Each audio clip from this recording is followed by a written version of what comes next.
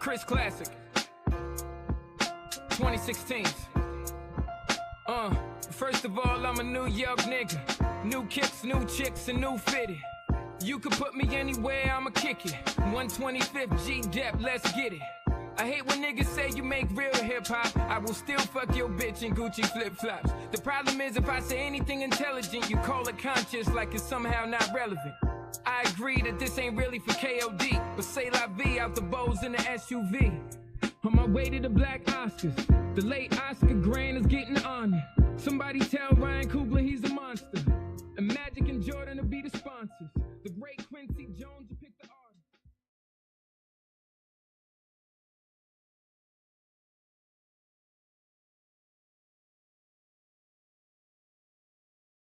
Okay, try it now. All right, run that back. Welcome to the Misfits Accounting Podcast. This is your boy CD Travels in the Hit House. Yeah, just me and Lab today. We're gonna do solo dolo. That's right. Another day in number 47's America. How you niggas doing? Right. Shit rough out. Are y'all okay? Are y'all okay? Right? Yeah, I'm talking to motherfuckers who are affected by it and still defending them. Mm-hmm. I'm like, God damn, what's it gonna take for y'all motherfuckers to say, I fucked up? I saw a post. This old guy say, man, I want fans like Trump supporters. He said, I want a girl like a Trump supporter. No matter what you do, that motherfucker still figure out a way to support you. That motherfucker love that nigga. You hear me? It is fucking cult leaders looking like this nigga's good. Let me take notes. Take a note from this flavor. This nigga is. The last good one we had was Jim Jones. David Koresh, all them niggas. If they blow themselves up, this nigga is good. Man, this dude is doing everything he can. He about to be a king now. He trying to get rid of voting. Yeah. And an hour ago, niggas talking about reparations for the people who rushed the damn Capitol on January 6th. Yeah. We can't get reparations. But they can. He said they suffered a lot. They went through a lot. They went through a lot. Then you already gonna pardon them. We already know that. Well, we knew he was gonna pardon. You're gonna pardon them. Just come on. We knew he was gonna pardon them. So you gonna give him money to him? Wow. And then there's black folks saying, he ain't racist. Is niggas actually saying that? Yeah. Mm. I know one. I do know one that's like, yeah, he ain't racist. I'm like, are you serious, brother? he just literally erased all your history. All history. They got rid of fucking all the history and all the websites and all the libraries and all of the Congress. He has gotten rid of it. And nigga bringing back colorful. He bringing back segregation. Yeah. And he told white South Africans, if you feel sad over there, come over here. We'll give you asylum. Oh, I ain't tell you the best part. Remember when I was talking about the motherfucking them gold cards? Uh-huh. Nigga sold 1,000 already. He already got $5 billion off them cards. Really? Yes. He said supposed to help the deficit, which he's creating, but that's nevertheless. You know how many motherfucking cartel members and all kind of other shit is buying a $5 million immediate gold card that makes you an American citizen like that? What deficit is it helping? What do we see? The ones he created. Then people gonna say, well, he telling you what he doing with it. Man, you know what? That nigga so damn I read a post, not a post, but an article the other day when Nikki Glaser said that she is scared to do political stuff now. Like she doesn't want to do any political things in her comedy because she's afraid of being doxxed, being threatened, and being investigated by the administration. So she says she doesn't do it because she's scared, not because it's not funny, but because she's scared to do it. He's a litigation What do you think king. about that? He's a litigation king.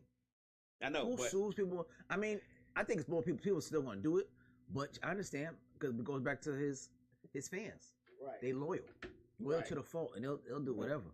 Right, and then he knows that they know that he's gonna pardon them. He's gonna pardon them. So why not just go ahead and crash out? My boy just bought him some nice new artillery. And he's like, you want to go to range? Fuck yeah. Right. We'll be there Saturday. I encourage all of us to get that license and to get you a nice weapon. Yeah, don't be one of them niggas that like, oh, the state says I can carry without a license. Nope.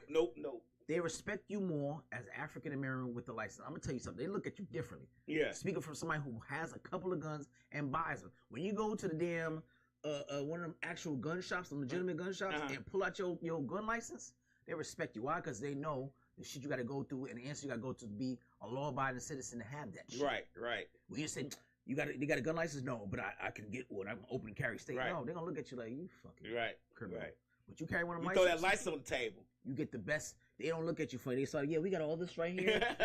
It's like pull out the best scotch. Yeah, we got this shit right here. Then they go in the back room. Hold on, this is the back room area. This is only for licensed gun gun owners and carriers right here. Come on back here. I'm not lying. Yeah. I know spots right now that show me. As soon as I put it out, they were like, oh, and show me a whole different part of the store. Right. Yeah. Get y'all license, man. Yeah, most definitely. Get your license. So they say one with paper and one without. That's it. Get your shit because y'all being carrying and can learn how to shoot. Don't be sidearm and shit like y'all niggas seeing them old ass, them stupid ass gangster movies. You stupid idiots. Get the goddamn burn your shell right in your goddamn eyelid. Burn your eyelid off because y'all know how to shoot a weapon. Learn how to shoot a weapon. Go to gun range. Fucking more. Even when you go to gun range with a license, they give you a special gun range area. Yeah. Learn. It's about that time. Yeah, it's really about that time. It's really unsafe out here. People are emboldened. People just, hey, nigga, we not even 90 days in though. We still got way more years. 3 more years. And this motherfucker is only 9 months of this shit. The tip of the iceberg. That's the scary part. Right, but I think that it's gonna dull down in about a year or so. Like gonna run out of shit to do? Yeah, he's gonna run out of executive orders to write. Fucking executive order, everything. He's gonna rewrite his executive order. He's gonna cancel the executive orders he wrote and then write new ones to replace those. Nigga trying to get rid of the court system. Yeah. What? He's trying to get rid of all the court systems. And nigga, what? He don't want to be a dictator. He's not trying to be a king. These courts are just terrible. They just make people go to court and do all this stuff. We don't need none of this stuff in place. Get rid of the government. Get rid of the Board of Education. Get rid of everything that has anything to do with checks and balances. Right. That's it. That motherfucker want a free lane to do whatever the fuck he wants to. And he's getting it because nobody's stopping him. Except a court. Oh, y'all niggas stop me? Get rid of these motherfuckers. Right. Because no Democrat in Congress is. Y'all fucking political. Man, they like pussies out here. Yeah. That Chuck Schumer is a sorry sack of shit. Baby back bitches. You know? Baby back bitches. And that black chick Jazz or whatever her name is, you're cute to look at, but I'm tired of your ass talking. Would y'all niggas do something? Well, I like her. I like her energy. I like her energy, but god damn it, do something. Yeah. No more interviews. No more fucking. She's making TikToks and shit. None of that shit. Go do something. We need action. Because them niggas is acting. And I'm not even a Republican or Democratic type person. I think they're both full of shit. Both of them. But do something. Do something. Make this shit hard. A libertarian. Where the fuck is they didn't all fold into the Republican Party. Libertarians are Republicans basically now, so you can't call the old nigga that passed out. What's the old nigga that was running for president? Where he at? Yeah. He ain't say a word either. That nigga's faded into black. I tell you, they all folding. Everybody's folding. Now the law firms are folding. All the corporations are folding. The colleges are starting to fold. The colleges ain't got no choice. The niggas got federal funding. Somebody got to say, man, fuck you. Take that money. I'm gonna keep pushing. Motherfuckers, it's not good. Start growing some shit. We gotta figure out our path as black folks, what we gonna do. But anyway, enough of that sad shit. Right. Today we're going to interview the host of Misfits of Comedy, CJ Chavez. You. We got CJ Chavez in the building, everybody. Yeah. You know, comedian extraordinaire. You know, been doing this thing for about 19 years, you know what I'm saying? Off and on more than off. Right. And he's in the building. You know, he's your favorite host of Misfits of Comedy. He interviews all, do I want to say up and coming comedians? National and local comedians. National and local, but do I want to say up and coming? Or do I want to say all stars? All stars. You know all the star-studded comedian roster he has had over the years has been amazing. Yeah. And we have never really asked him any questions. Right. We don't know what he likes. We don't know what type of person he is when he does comedy. So I'm going to interview him so y'all can know who he is as a person. So that way when you guys come on here, you can be like, oh, that's CJ. He does such and such when he makes comedy. And y'all won't be so, you know what I'm saying, so standoffish. Y'all might be a little bit more open to talking to him when y'all figure out what kind of person he is. Right. Mr. Charles, how are you today? I'm good. Good. How's every little thing? Everything's good. Can't complain. So let me ask you a question. All right. How do you typically come up with new material? Oddly enough, when I try to sit down and write the shit, it don't come to me. I come to shit with when I'm driving, in the shower, regular conversations, shit other people say, just everyday life living.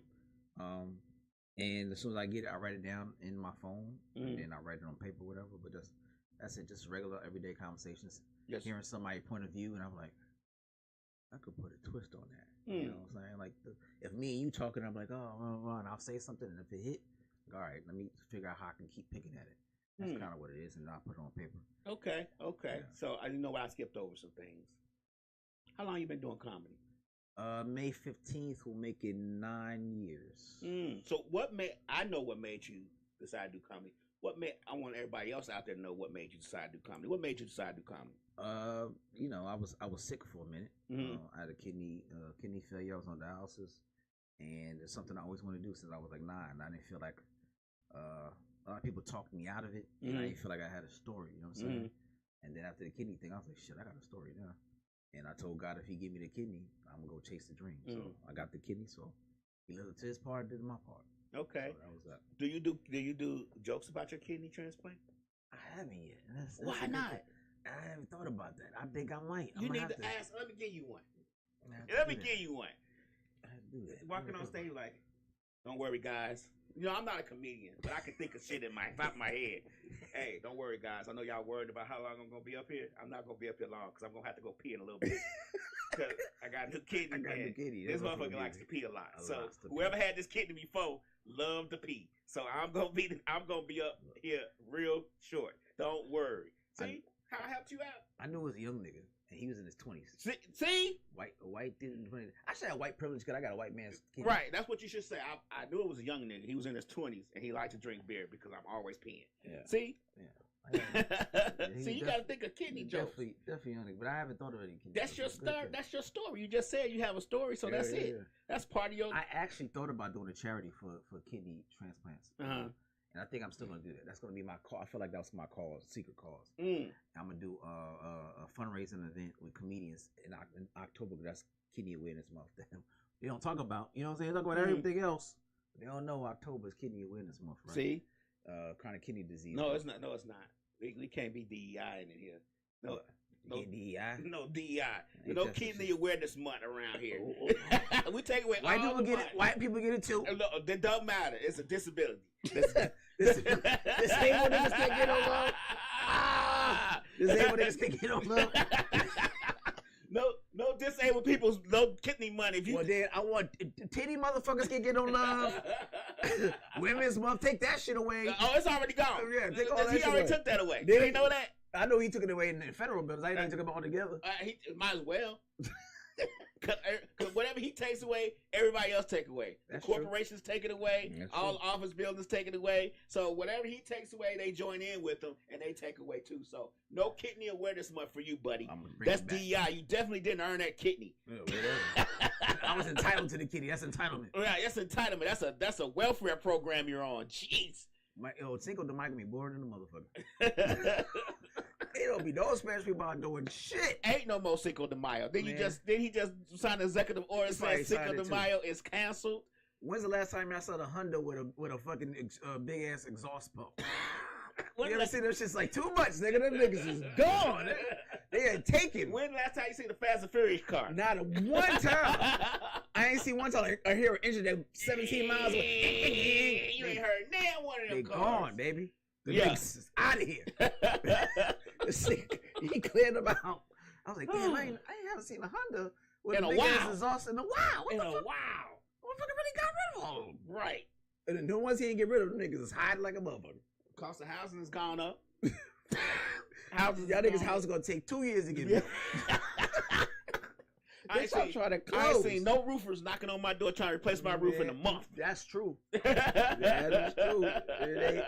Y'all niggas orange is about to go crazy. Right. Orange is going up. All the fruit is about to go up. Yeah.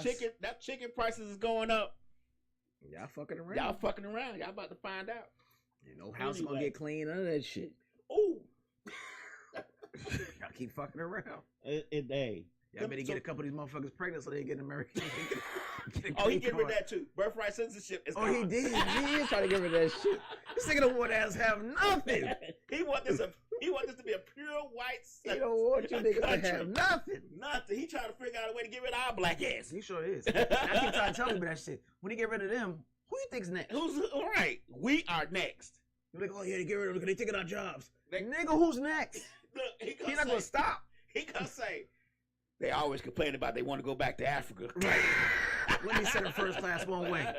Y'all want to go by boat or go by plane? We're going to start with the gang member first. Right. Listen, when that nigga's done with them, look who he's going to turn his attention to. Right. We next. He got 4 years to figure it out. Yep. And y'all niggas talking about y'all passport boys. He going to let y'all passport your ass right to another country. Know what he going to do? I figured out how he going to do it. I figured out how he's going to do it. Yeah. He's going to start with all the criminals in prison first. You think so? Oh, yeah. Going to start shipping them off. Yeah. I don't know, because they privatized that shit. Them niggas make money off that. I don't think he going to get rid of them. He don't care about that. He going to delete them. You know, he don't care about no corporate. If it ain't benefiting him personally, why does he care? Well, shit. I'm sure Russian niggas going to buy some land. He going to send some of them. He going to send them to Russia. He going to send them to Gaza to rebuild stuff. I'm telling you, he going to do a whole bunch of stuff. All the prisoners is going black ones first, right? Latino and black and brown going first. He gonna figure out a way to pardon the white ones. Yeah, the Aryan Nation motherfuckers. Y'all was misunderstood. Come on, right. Them little Nazi niggas. Come on now, you was misunderstood. So yeah. So let me ask you a question. I've seen you doing a lot of collaborations where you're doing skits. Mm-hmm. Do you find it working by yourself? Because you know when we take pictures and stuff. Y'all comedians are terrible because y'all always say y'all working by yourself. So do you feel like it's better to work with someone or by yourself? Not to alienate the people you work with, but is it hard to kind of get on the same page sometimes? Doing the skits? Yeah. Nah. The people I work with, I started working over with my homegirl Keita.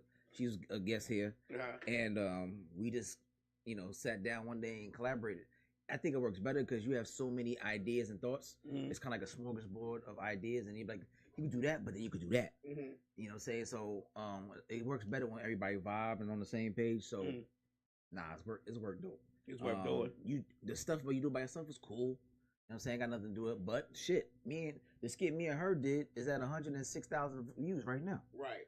You know what I'm saying? It's viral. So it's like our second or third one. Oh, you don't go viral to 1 million. That's the new standard now. Oh, that's the new standard. It used to be 100,000. Just regular as views. Oh, excuse me. Just letting you know the update. Oh, the algorithm says 1 million views is viral. Oh, excuse the fuck out of me. Mookie G got 1 million views on his. What's up, Mookie G? Mookie, what up? He got a million views on his videos. That's my guy. I'm just saying, like 1 million is the new standard of viral now. You can't just have a funky 100,000 views. Excuse the fuck out of me. I had one at 580. I can't even bring that up. Then right, you can't bring the 580,000. You got to be in the millions and up to be viral now. That was the new thing handed down by Meta a couple of weeks ago when they sent out the email about the videos being erased from Facebook.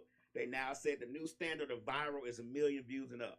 And they fucking shadow ban and throwing other kind of shit. So you really can't be 1 million unless you do some stupid. Either you half-ass naked or you doing some stupid shit. Yeah, and I knew that the algorithm had changed when I started seeing a bunch of Trump stuff. I knew it had changed. I said, Jesus Christ, they didn't change the algorithm. Nigga openly said he gonna get rid of fact checking.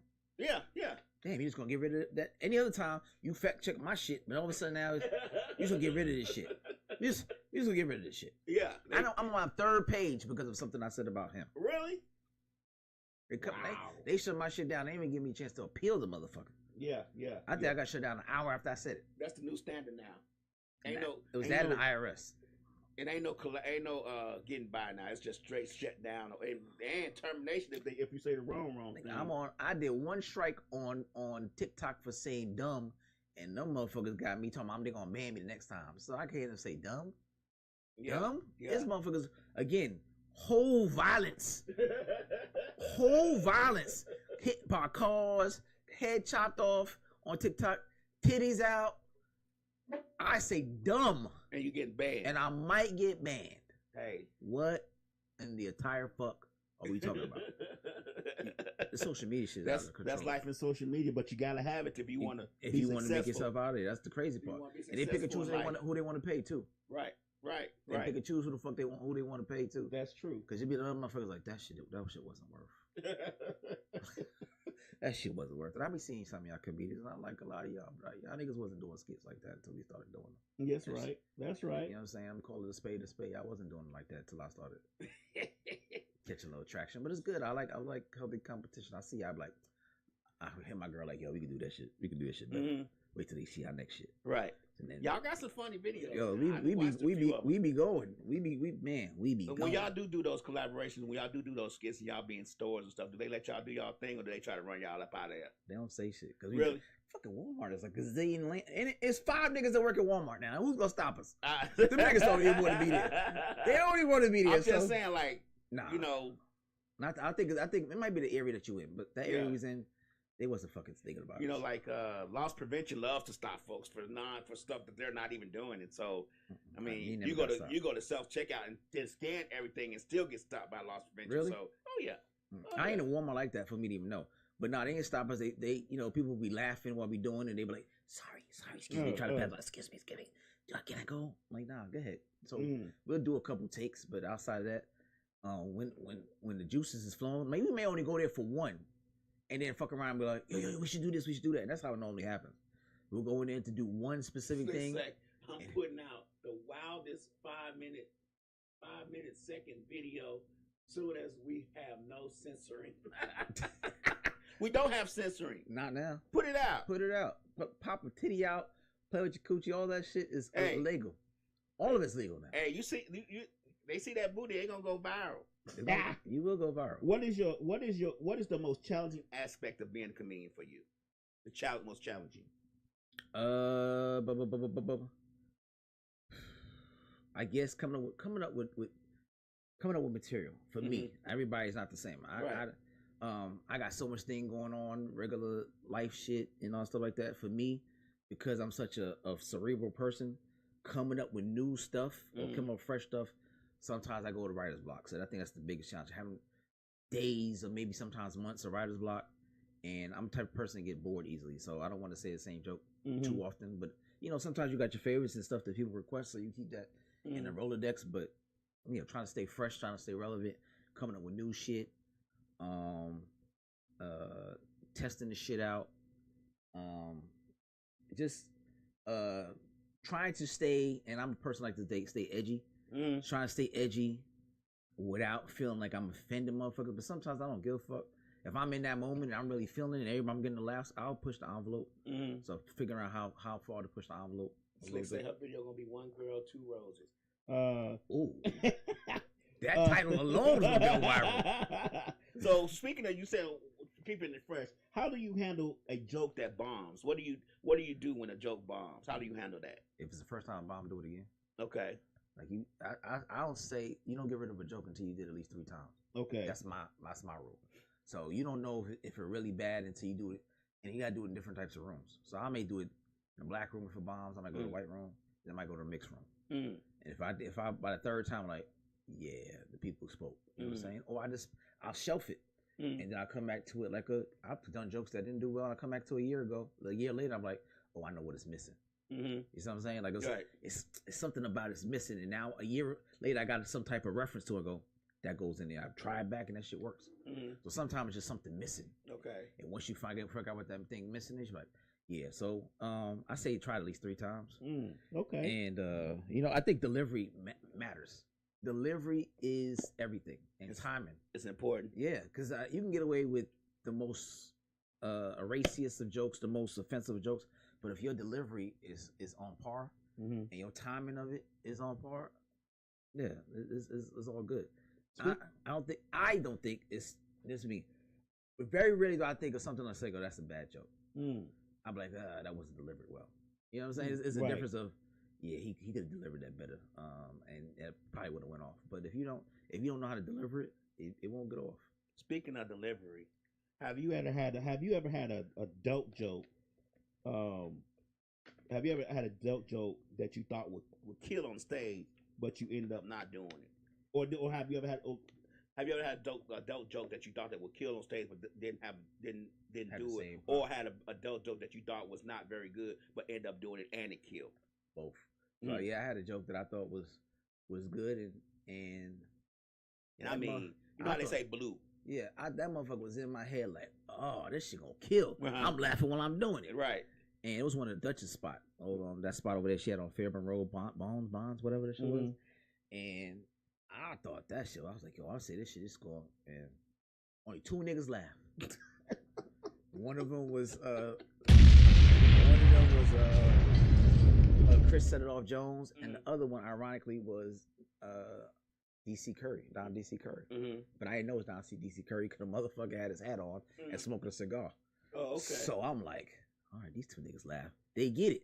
Right. But Dutchess be like, nigga, your shit be too intellectual. You gotta dumb it down some. I don't want to dumb my shit down. Nigga. I don't feel like I should have to. Do you think you have to dumb it down? I mean, I've learned over the years, I have to customize the joke. I won't say dumb it down. Yeah, customize. I see the audience and I go, that might not be a reference they may understand. Let me figure out how to customize it for the crowd. So I won't say dumb it down because I don't want to offend the audience, but I want to say, based on the audience, I have to find a relevant point that everybody can gather. Okay. So that's what I learned.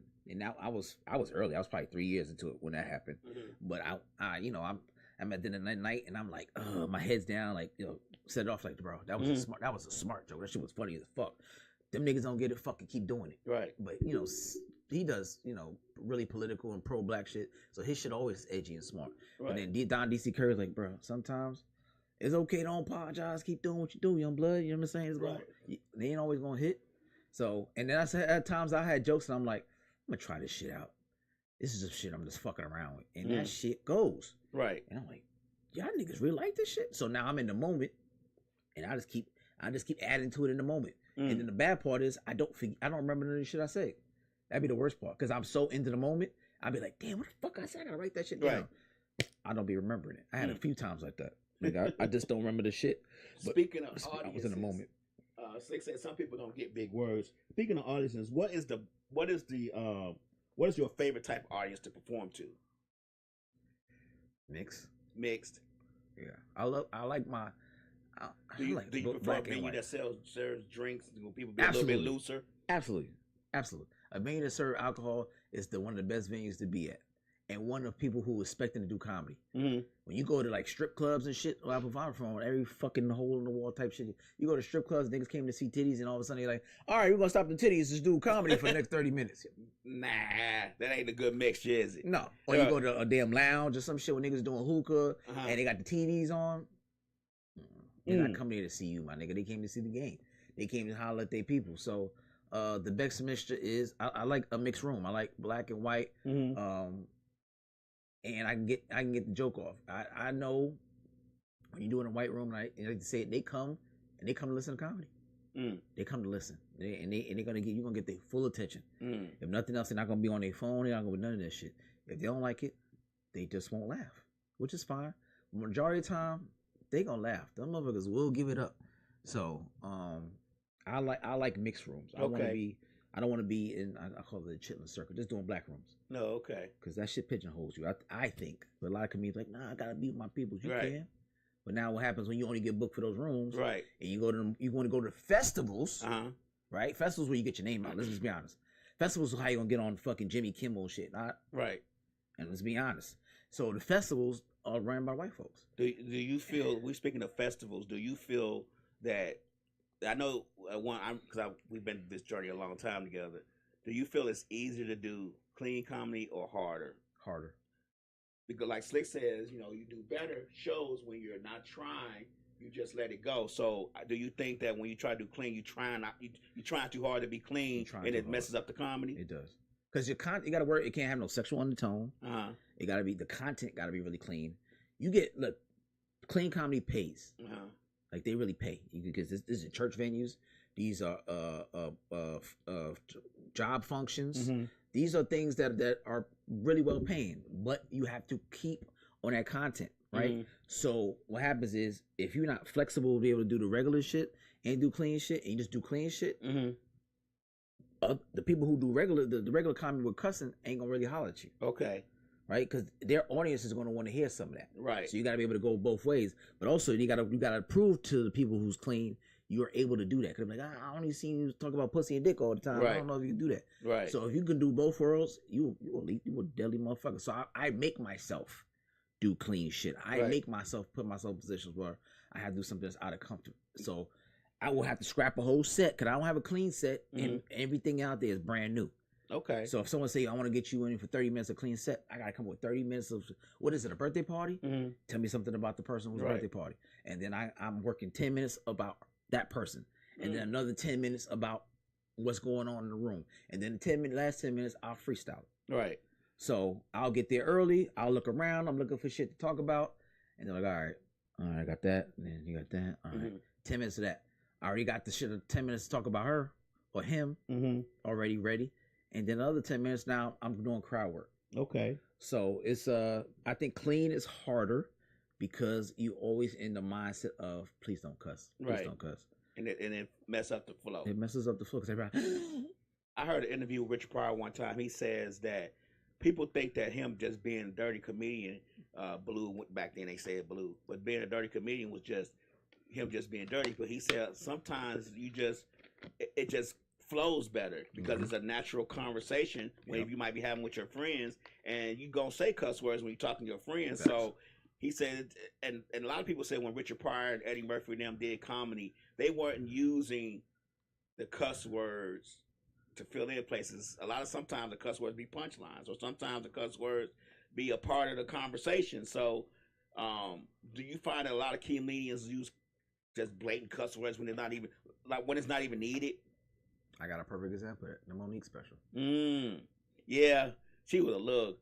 Everybody got turned off. She was every other word was MFF. Every person got turned off. It was very hard to say, oh, I'm a fan of that one. Right.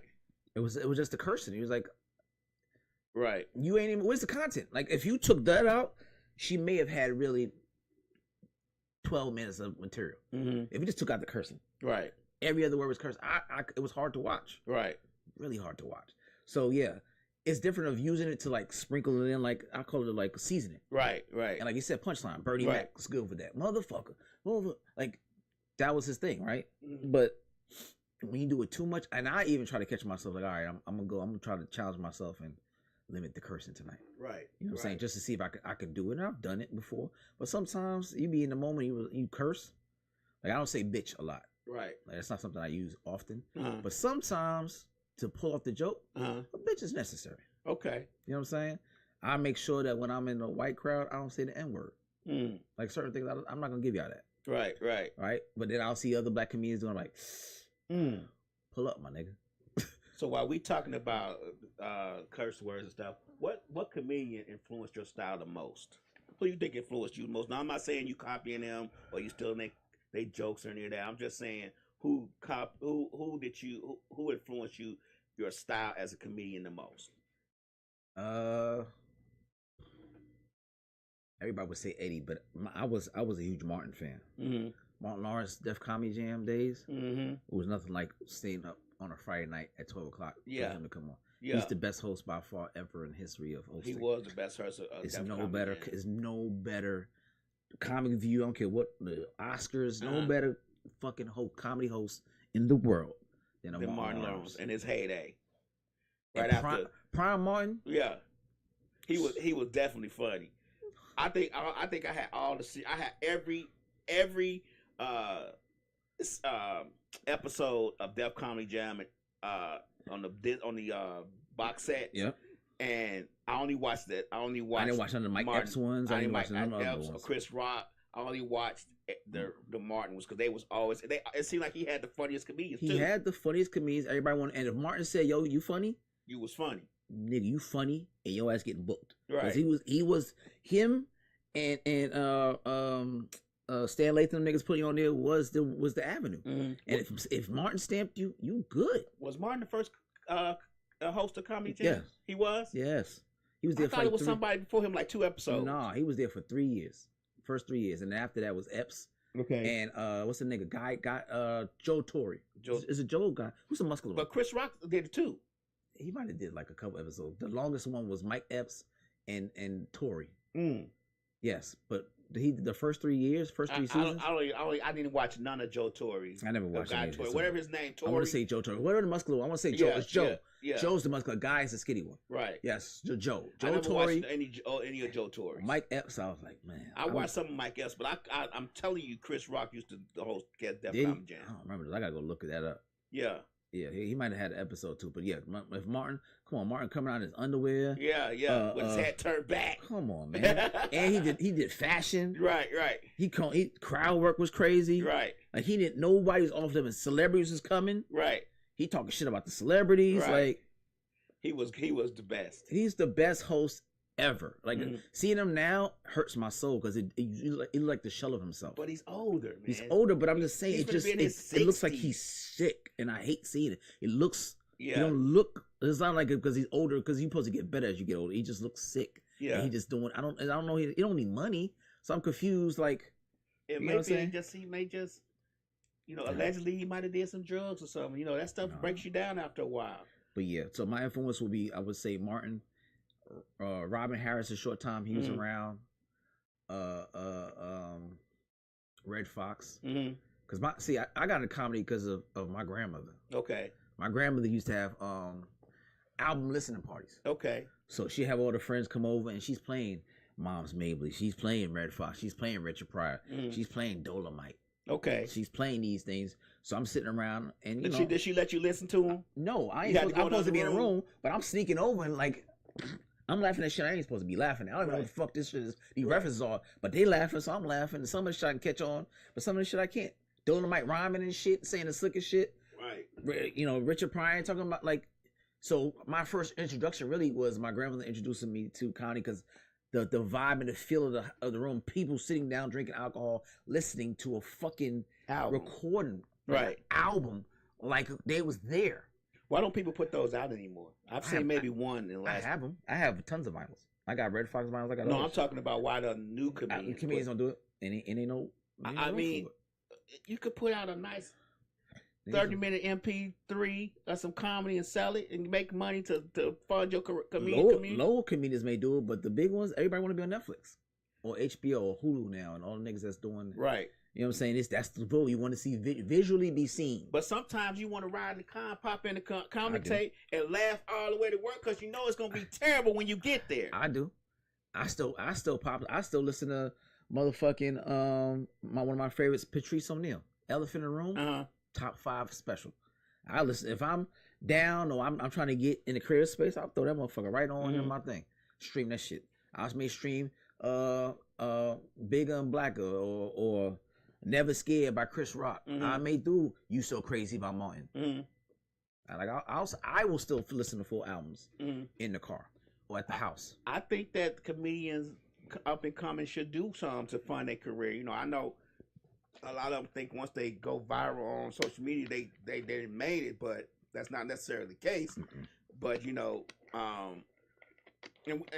I think they should do a comedy special on their album or whatever MP3 and put it out. Put it on live mixtapes. I found one on live mixtapes. Somebody put one out. I think his name was Mike something, and he put one out a couple of years ago on live mixtapes.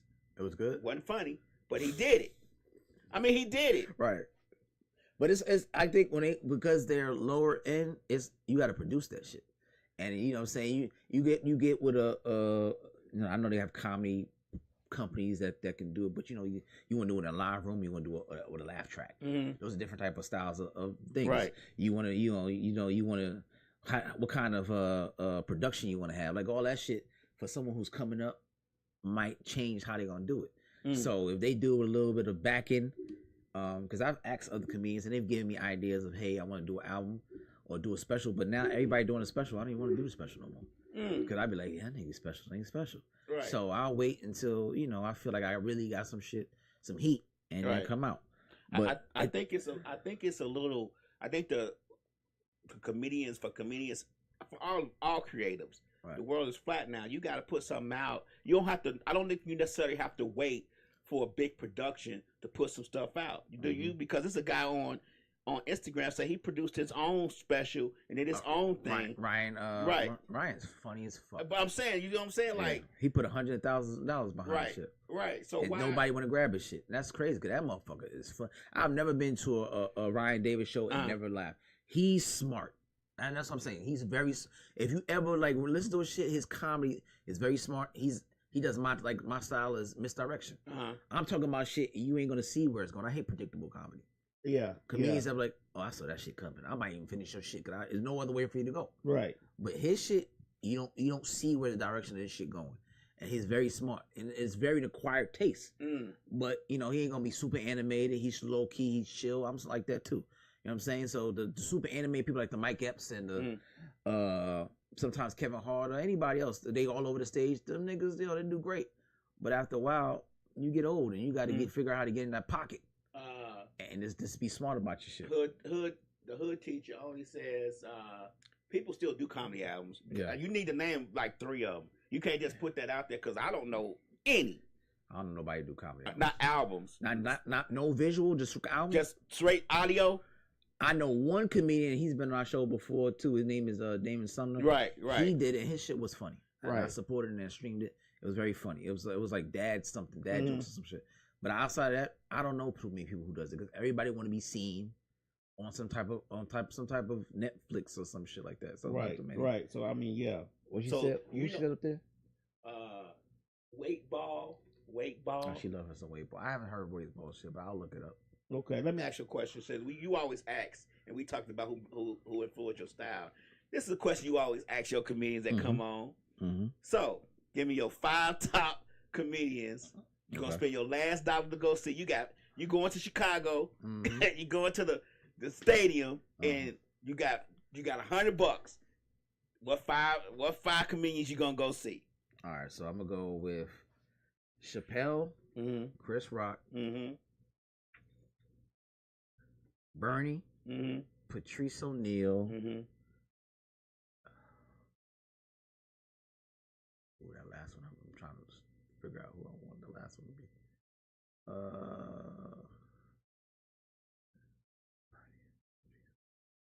I'm gonna say,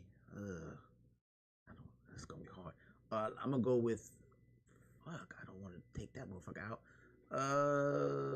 Fuck it, I'm gonna throw Corey Holcomb in there. Okay, so Netflix is gonna give you $1 million, but this is the kicker: your host has to be your headliner. You got a feature, and you got your host has to be what you got an opener. Your host has to be your opener, feature, and headliner. Your host has to be your opener. Okay, yeah. You got a feature and a headliner. Which 3 you gonna pick? So I got 3. Right. Oh, okay. Right, but remember, your host is your opener. Okay. Feature and headliner. Okay. God damn it. Yeah, come on with it. All right, so my host is gonna be Chris Rock only because he's done it before. Okay. My headline is gonna be Dave. Okay. And my feature, and that's gonna be weird, but I just feel like I'm gonna have Bernie as. No, I can't. No. No. Take these questions up for the host. Yeah. So because of the tone of the show at that point, I love Bernie, but I'm about to put Patrice as a feature.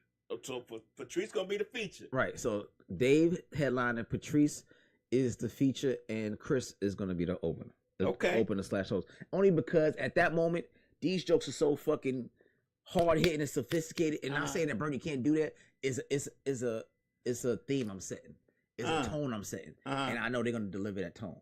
It's gonna be shit that's gonna be like, I should not laugh at this shit, but this motherfucker it's thought provoking. Okay. And that's why I want that shit to be super thought provoking and motherfucker that touches your side. So Chris, Patrice, Chappelle. Okay, so you got those 3 comedians. I'm gonna ask you a question. Cat is cool, but I'm not a super Cat fan. She said album, so she said Cat made an album.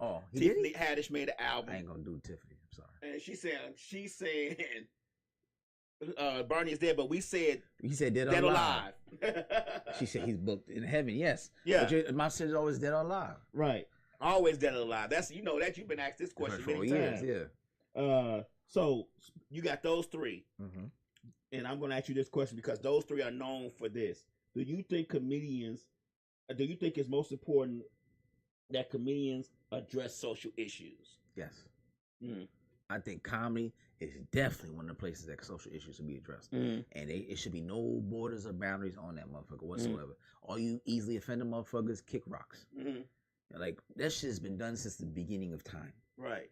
George Carlin, Richard Pryor. Pryor, Red Fox. Right. I was watching this Red Fox shit the other day. That motherfucker talking about a lot of shit in society. I didn't even know Pat Morita from the Karate Kid was a fucking comedian. That nigga was Red Fox's best friend. Yeah, they was. The motherfucker was doing, man. I'm like, this motherfucker was funny. He was on Sanford Son. Right, yeah, I was like, You didn't know that? You remember I saw that? my Sanford Son, but I didn't know he was a stand-up comedian. Yeah. I was like, what the fuck? Pat Morita's funny.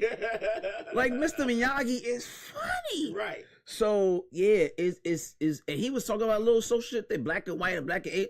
Yo, I think definitely without a doubt comedians should be doing that. I even try to talk about the shit. As I get more comfortable with my voice, you start feeling like to talk about that. Right. People try to shy away from it because you feel like you're offended. Nigga, that's what your platform is for. Right. To make these people think. There's a lot of shit that's out there that if they listen to some comedians, that shit will make sense. Uh-huh. Chris Rock's, I think Chris Rock's thought about gun control is one of the smartest and brilliant shit ever. Niggas said charge them for bullets. Right. You make bullet $30 to $60 a bullet. Ain't gonna be no wasting bullets. It ain't no drive-bys. Right. $30 per bullet. Right. You gotta really hate a nigga to shoot him with a $60 bullet. Right. Y'all gotta think, man. Like Right. that shit's gun control on its own. Yeah. It's brilliant. Yeah.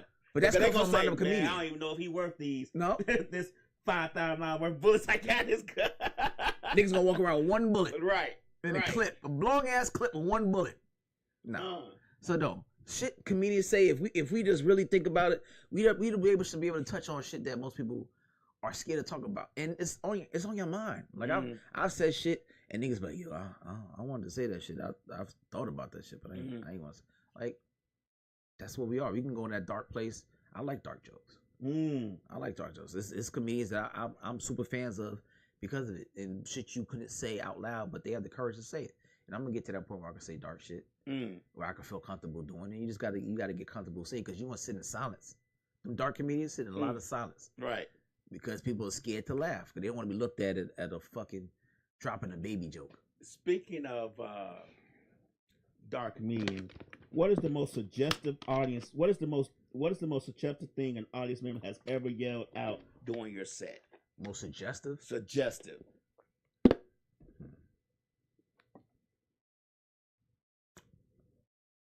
Oh, I ain't never had anybody really yell out shit at my set, but I have had people come up to me and say, yeah, I tried that shit, or I thought about doing that shit.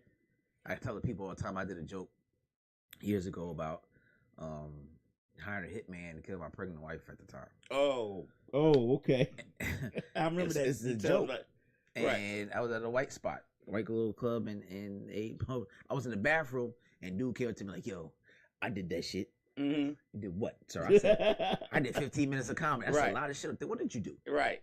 So yeah, I'm peeing now, digging here and at the urinal. I'm talking to me. wow. Absolute no. Everybody know you don't talk to no man while you fucking pissing. Right. He said, yeah, hiring a hitman to kill my wife. Whoa, buddy. Wait a I don't minute. need to be a part of this conversation. Nigga, you don't even know what my 9 to 5 job is. I didn't say I'm fully comedian. I could be a cop. Right. He said, oh yeah, you're right. And walked out. From that moment, I was like, yo, I gotta be mindful of what I be saying. But I just be having fun up there.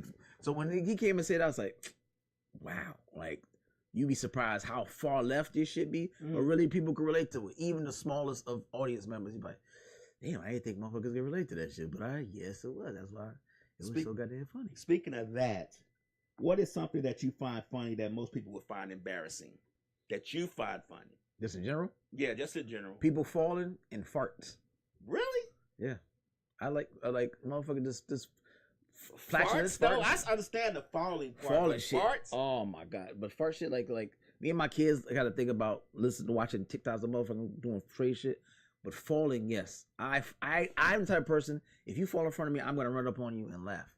Like I can't hold that shit back. Falling gets me every fucking time. So yeah, falling is my thing. Falling, farts, shit like that. This embarrassing shit in general. Yeah, falling is it. I watched a lady in New York City trying to rush to get to a train, couldn't get the train, slipped and slid her ass down the last 5 steps, and I fucking ran up and laughed my ass off at her face. And she had to be a good late 50s. I helped her up after, but not until I get these laughs off. But she slid like, and that was when you lived in New York. Yeah. So what's one of the most funniest things you've seen recently? Funniest things I've seen recently. Oh, when I was working in, I'm not gonna say where, but working at my job, it was the ATM, and the homeless person is holding people up by a dick point. Give me somebody. Being held up by dick point is nasty work. Hey, I'm right here. Let me get that 20. Don't say you got no money, bitch. I see it. Right. I saw your balance. They send me out. They send me out there to get rid of nigga. It's nasty work. They sent me out there to go talk to the motherfucker. Like, what the fuck am I gonna say to this fucking bandit out here with his dick out? After a long day of holding motherfuckers up by dick point, he's sitting on the side of the building now. He's sitting on the side of the building. He's sitting on the side of the building, just chilling. I'm like, hey man, you know, people complain you can't do what you're doing. He's like, what? Nigga says he made a good point. He's like, I'm at my home. I'm outside. they going through my living room. Right. Look, I can't even argue with you, bro. Oh, that was hilarious. But through 9 to 5, this is the establishment's facility. Right. So I know you home, but take it to the living room across the street to the parking lot over there, sir. Let's go over there. Then the nigga proceeds to pull out air freshener and spray the air. I'm like, what the fuck you spraying the air for? We're outside. Your nuts stink? Like, what are we doing? Hey, man, that's his house. He want his house to smell fresh, too. Don't be a hater, man. Shit right there, Don't be a hater. Don't be a hater. No. At all. That motherfucker. She's like, oh my God, there's a guy out there throwing a jerk off on us. I said, what? I seen the video of a guy getting held up by fist point. The guy had a fist up, and his friend was like, the only reason my guy ain't punching you out right now is because we fuck with you. And when he's standing the whole time. Yeah, you nigga got a fist too, nigga. You don't punch it or fuck back. No, he standing the whole time with his fist out. Yeah. The only reason my guy ain't fucking you up right now because we fuck with you. What he wasn't trying to rob him or nothing. He just trying to punch him. He was telling him about his drinks. He was coming there drinking up shit that wasn't his. And he ain't bring no money. So homeboy, his friend just had his fist out like that the whole time. He just had it up while he was talking to him. That's wild. You got to throw that fist, nigga, because we right. You gonna have to throw that. You got to show me something, nigga. Ain't no fucking. You gonna have to prove me you about that life, nigga, because I'll be goddamn. I'll be goddamn. You ain't gonna hold me up by no fist point. Tell everybody, nigga, I was about to throw that motherfucker. I just kept it in the air. Nigga, pussy ass nigga. I just kept that shit. I caught a cramp holding this shit up. So let me ask you a question. What do you think comedy brings to society? What do you think what is the main thing that comedy brings to society? Man, laughter's medicine. It brings joy. It allows you to forget about your problems, your situations.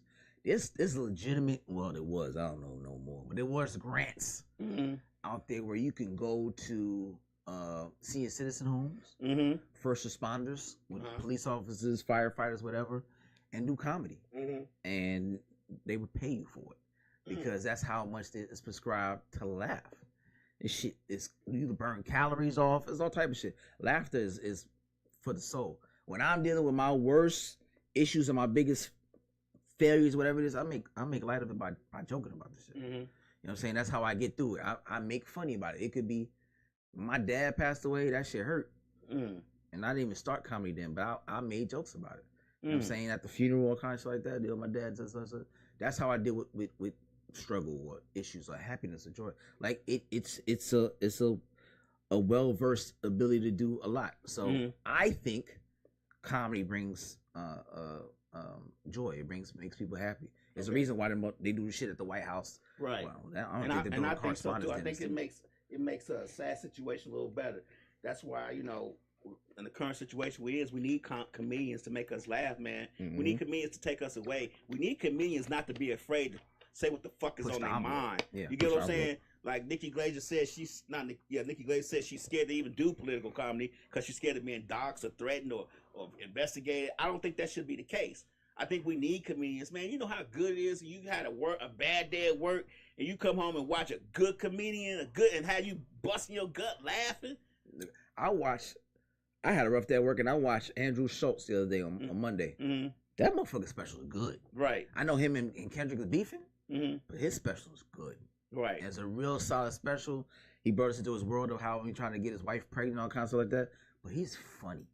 And he's always been really funny. You know what I'm saying? He pushes the envelope. He says shit to make people uncomfortable a little bit, but nothing's better than listen to somebody making you laugh. You forget all that shit. Yeah, it all comes back after it's gone. It comes back after gone. But nothing's better than doing the show, getting 15 minutes and people laughing their ass off, watching someone spit their drink out, somebody laughing so hard, niggas standing up and holding their sides, and they be like, yo, you was one of the funniest. You made my night. I had a rough day, and like that shit makes it all worth it. Yeah. The drive there, you know, you may not have got paid tonight, or maybe you got paid, like whatever it is. When someone tell you, you know what I'm saying? I mean, what's your favorite part? When you say such a, when a person can recite your joke. Yeah, I think that's I'm a cloud nine. I think that's the case too. I think it takes you away. It you know, just makes your day better just a little bit. If it only for an hour, it makes your day better. Come on, you know how it was when me and you was working. Nah. I look forward to those times because I had a regular 9 to 5, and I know I'm gonna chill with Lab and the rest of the motherfuckers. We gonna joking and laughing around the whole time. We had a ball. And that's why them fucking hours wasn't worth shit. What you say? So they say a time was had at Amazon.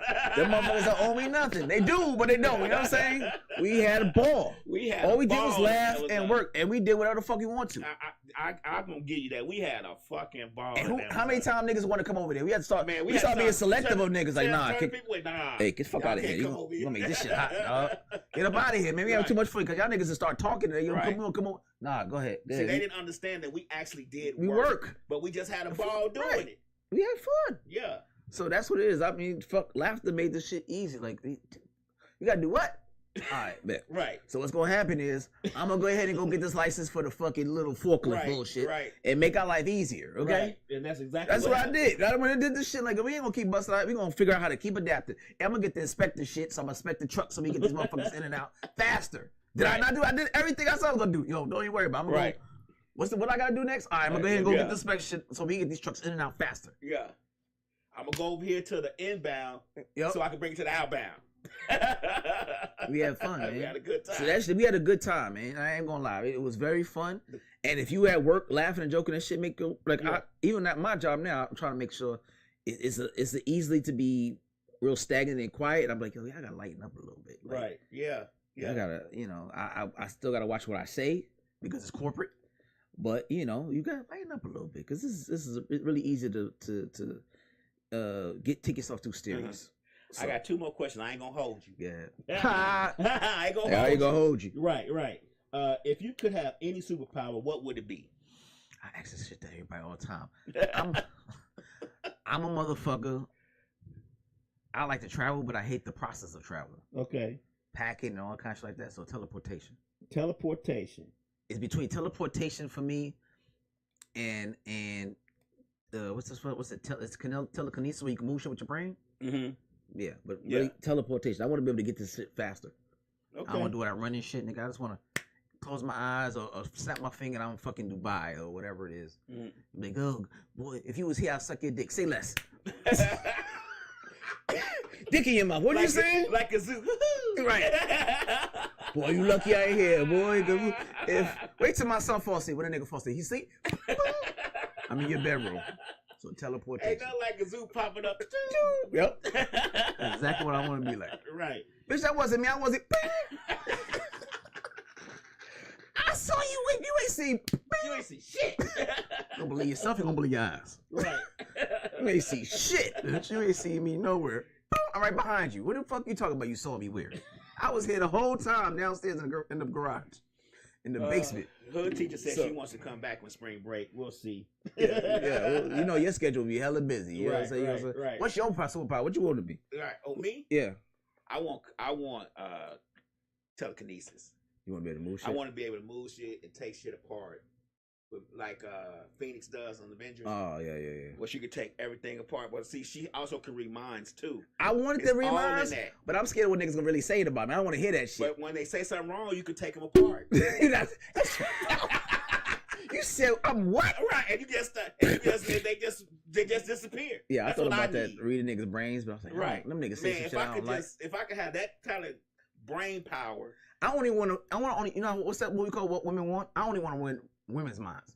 If I did that, I only want because I want to be able to use that shit in my own. really, Yeah, because I want to use that shit in my favor. I want to be able to. I want to read everybody's mind.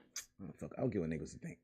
I do. Because you hear that shit, like, I wish I didn't hear that shit. But I see, gotta they beat say your- something wrong, but oh really? And then when they start disappearing into thin air, Hey, your ass gonna snap him back. That's why I'm gonna teleport into their bitch's living room.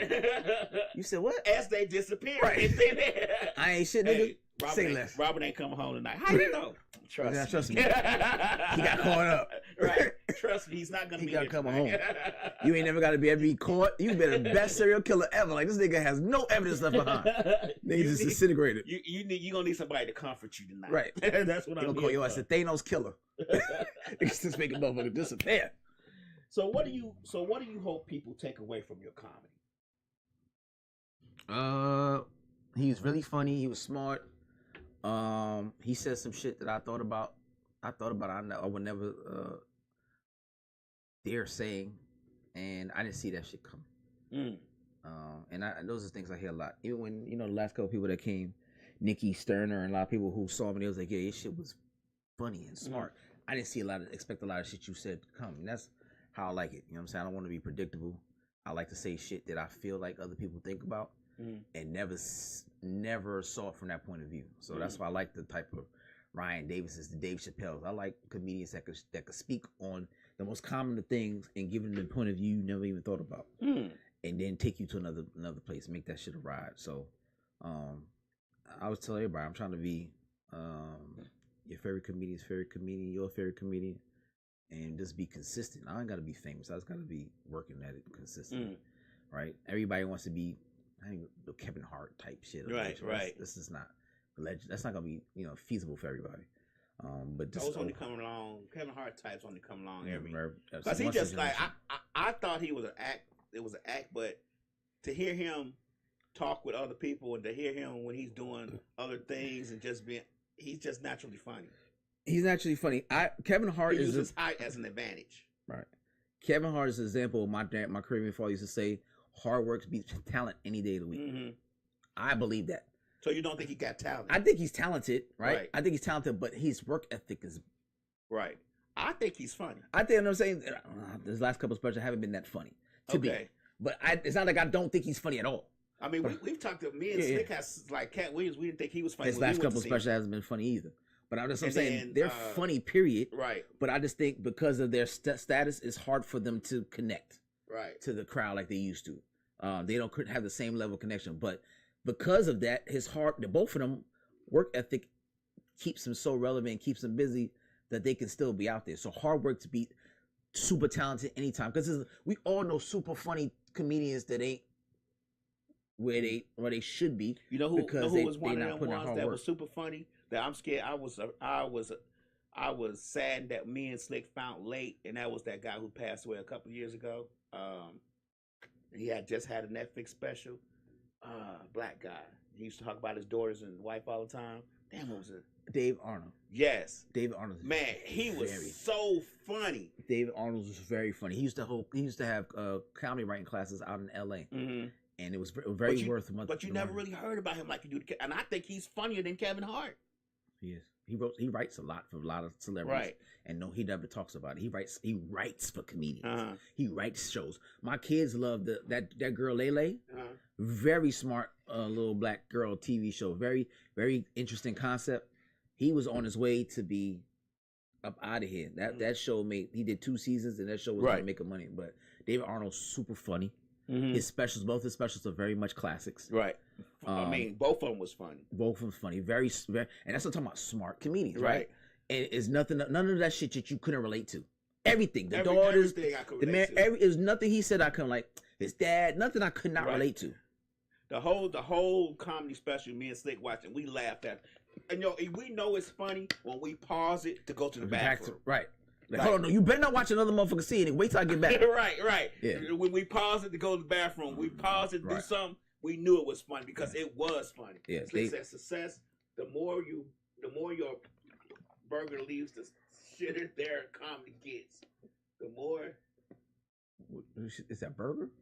burger leaves the shitter their comedy gets. What? Oh, the success. The more your burger leaves the shitter their comedy, the shittier their comedy gets.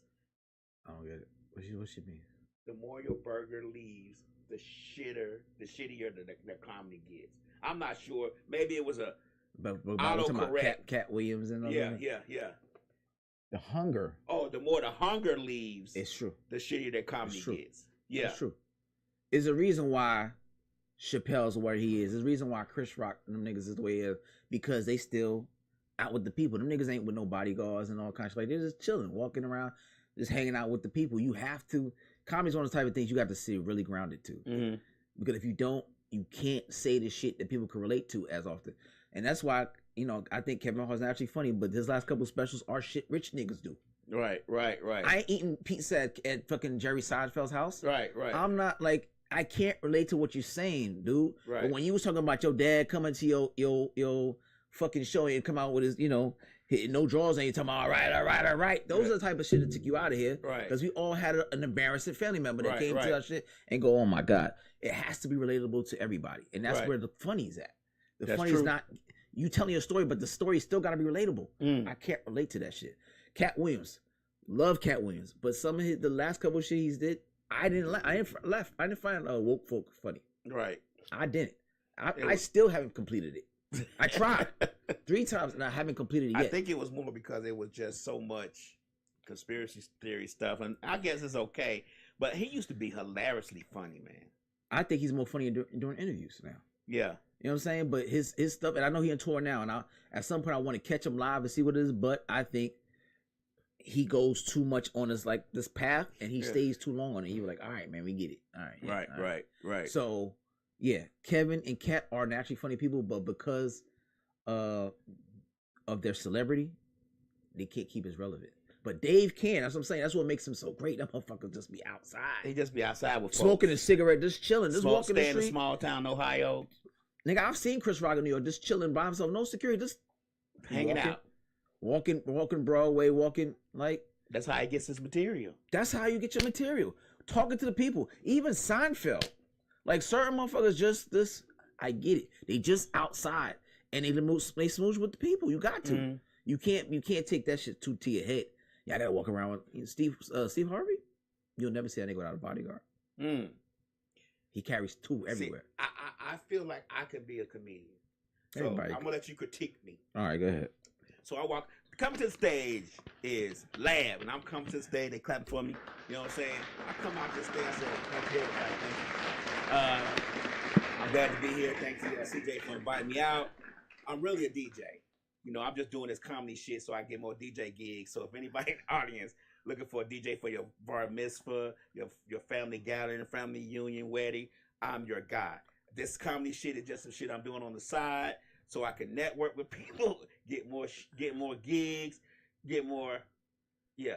Then I'll draw a blank because I don't write. I just go off the top of my head. That shit. Oh, you think that shit easy? that That shit ain't easy. shit ain't easy. Niggas think 5 minutes with no material feels like an hour. I promise you that. Cause I be like, all right, I'm gonna try a night. I'm gonna try to nigga. So as a comedian, and you've been doing it for almost 10 years or 10 years, right. give me 4 things that you feel that a new comedian needs to have in order to be funny, in your opinion, and to go to the next level. 4 or maybe 3. Give me 3. You need to write. Mm-hmm. You need to be a student of the game. And you can't be scared to fail. Mm-hmm. That's it. You can't be scared of the boos or the quiet or you gonna get your fucking feelings hurt in this shit. You gotta be able to pick yourself up and keep going. But you gotta write. I think to evolve and see the evolution. I got 4 comedy books over the years, and I put shit on my phone. I could see from the first book to now where I evolved. Just by looking at it, like, oh, I would have never did that joke now. Right. But what I was talking about then is different than what I'm talking about now. So you can see on paper your evolution. And sometimes I can go back to it and I can make that shit way funnier now. Because my experiences make this shit funny. The things my viewpoint now will make it shit funny. My viewpoint now, 9-10 years in the game, is different than it was 1-2 years in the game. So it's about experience and hanging yourself, being around, having a mentor. That's another thing. I would say number 4, have a mentor. So it says tragedy, heartache, drama, comedy is better than when your life is going through some shit. All comedians go through some shit. To be honest, all comedians, I'll say 80 to 85% of comedians, when you talk to them off the stage, the niggas is going through being homeless. They're going through divorces. They contemplate suicide. They're sleeping in their car. Most comedians, to make you laugh, they're in a dark place already. It's a reason why niggas drink so much. It's a reason why Robin Williams committed suicide. It's a reason why all of a sudden, like, them niggas be really in dark places. Most of those comedians that you see that's been the highest and funniest had alcoholism, some level of drug habit, gambling. Like, you're in a dark place. And comedy allows you to vent. Like, when I'm at my funniest is when I'm going through the most shit. I'm gonna add one more thing to your list. You gotta be funny, man. Be funny. I mean, so if you know that you're not making them laugh, try to choose something else. Yeah, don't you got keep going down this path if you're not funny. If you don't feel it after a few years, it's okay to quit. It's okay. Comedy's the only thing that everybody fucking feel that they can do. like a surgeon. Nigga, I can do that shit too. All right, bet. Meet me here. Oh, for real? My friends tell me I'm funny all the time. Nigga, is different. They know your wife crazy, so they gonna laugh at the shit. They know your kid is I can't say they know your kid's special, so they were like, that's funny. They know your situation. Right. Make a room full of strangers that don't know shit about you. Right. Laugh. And make them laugh at what you got going on. It's hard to have a room full of paid motherfuckers and they yell at you. You better be funny. Right. Cause they paid their hard-earned money. They got dressed up. They got in the shower. They drove over there. Don't be funny and see how you want to slit your wrist on stage. It is the hardest. Allegedly. I'm just saying, allegedly, yeah, I don't want no drama. But yeah, don't be funny and how you feel like the worst. It is the longest ride home. Because you drove there, you think that you're going to kill, and niggas is crickets.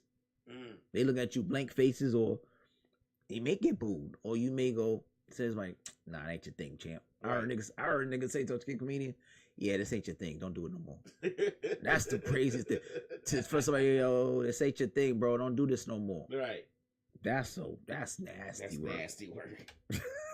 Hey, champ, this ain't your thing, bro. Don't do this no more. All right. Well, we come to the end of the show. Give me your social media.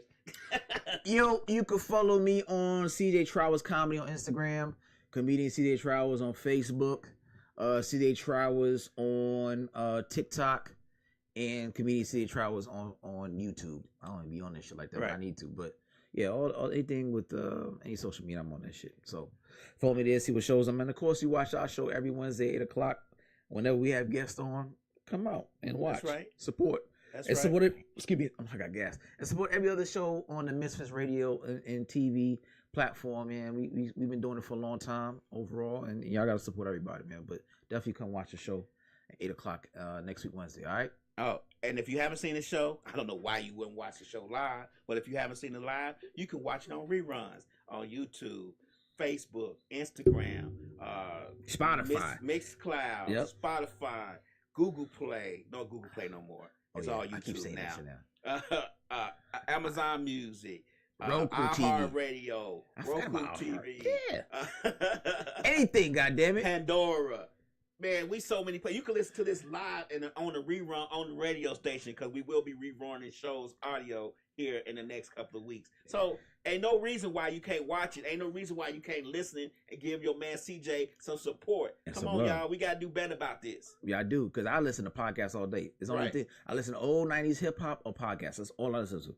Period. There's nothing else that plays in my car. And ain't no reason his podcast should be top 100 Yep. on Amazon and all these other ones. God damn it, because you know why? Because a lot of niggas be trying to do what I do out here.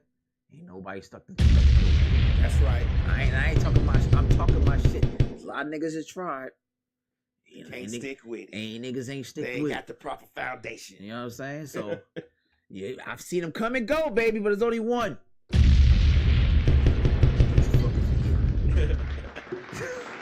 Come be your inbox on me front either. I know what, you know what the vibes is. That's right. You know what the vibes is. But I see y'all again next week, Wednesday, all right? Peace. Peace. Chris Classic 2016. First of all, I'm a New York nigga. New kicks, new chicks, and new fitted. You can put me anywhere, I'ma kick it. 125th G-Dep, let's get it. I hate when niggas say you make real hip-hop. I will still fuck your bitch in Gucci flip-flops. The problem is if I say anything intelligent, you call it conscious like it's somehow not relevant. I agree that this ain't really for KOD, but say la vie out the bows in the SUV. On my way to the Black Oscars, the late Oscar Grant is getting honored. Somebody tell Ryan Coogler he's a monster. And Magic and Jordan will be the sponsors. The great